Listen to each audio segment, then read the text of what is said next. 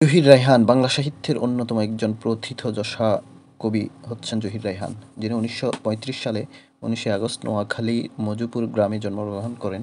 মৃত্যু ১৯৭২ সালের ৩০ জানুয়ারি মিরপুরে নিখোঁজ হন মূলত। তার উপন্যাস হচ্ছে শেষ বিকালের মেয়ে, যেটি ১৯৬০ সালে প্রকাশিত, তার প্রথম প্রকাশিত উপন্যাস। সাপ্তাহিক বিজলি পত্রিকায় প্রকাশিত হয় এই রোমান্টিক প্রেমের উপাখ্যানটি। দ্বিতীয় উপন্যাস হচ্ছে হাজার বছর ধরে, যেটি ১৯৬৪ সালে প্রকাশিত একটি কালজয়ী উপন্যাস। ১৯৬৬ সালে এই উপন্যাসের জন্য কবি আদমজী পুরস্কার পান। এটির চলচ্চিত্র রূপদান হয় ২০০৫ সালে। এর অন্যতম চরিত্র হচ্ছে মন্ত্র, বুড়ো মকবুল, আমেনা, ফাতেমা, টুনি ইত্যাদি। তৃতীয় নম্বর উপন্যাস হচ্ছে আরেক ফাল্গুন, যেটি ১৯৬৮ সালে প্রকাশিত। বায়ান্নের ভাষা আন্দোলনের যে রক্তস্নাত ভাষা আন্দোলন, তারই প্রেক্ষাপটে এটি রচিত। বরফ গলা নদী, এটি ১৯৬৯ সালে রচিত। অর্থনৈতিক কারণে বিপর্যস্ত মধ্যবিত্ত পরিবারের অসহায়ত্ব গাথা এই উপন্যাসে। আরও কিছু উপন্যাস হচ্ছে আর কতদিন, তৃষ্ণা, ২১শে ফেব্রুয়ারি, কয়েকটি মৃত্যু। তার গল্পগ্রন্থ সূর্যগ্রহণ, যেটি ভাষা আন্দোলনে নিহত ইসলাম নামক যুবকের পারিবারিক মর্মবেদনা বা মর্মবিদারক কাহিনী নিয়ে প্রকাশিত। দ্বিতীয় একটি গল্প হচ্ছে ২১-এর গল্প।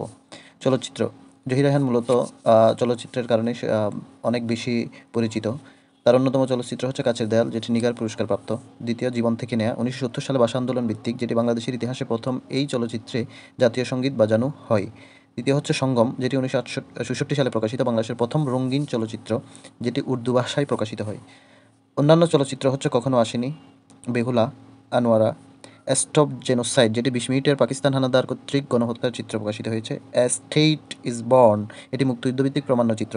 লেট দেয়ার বি লাইট, এটিও একটি অন্যতম প্রামাণ্যচিত্র। জহির রায়হান সম্পর্কে কিছু গুরুত্বপূর্ণ তথ্য। তার প্রকৃত নাম হলো মোহাম্মদ জহিরুল্লাহ, ডাকনাম জাফর। তিনি মূলত কথাসাহিত্যিক ও চলচ্চিত্র পরিচালক। বায়ান্নের ভাষা আন্দোলনের সক্রিয় কর্মী ছিলেন। তার প্রথম সিনেমা স্কোপ ছবি হলো বাহানা। বাঁধ নামক গ্রামীণ পটভূমিতে পীরের ভণ্ডামি নিয়ে রচিত একটি প্রকাশনা।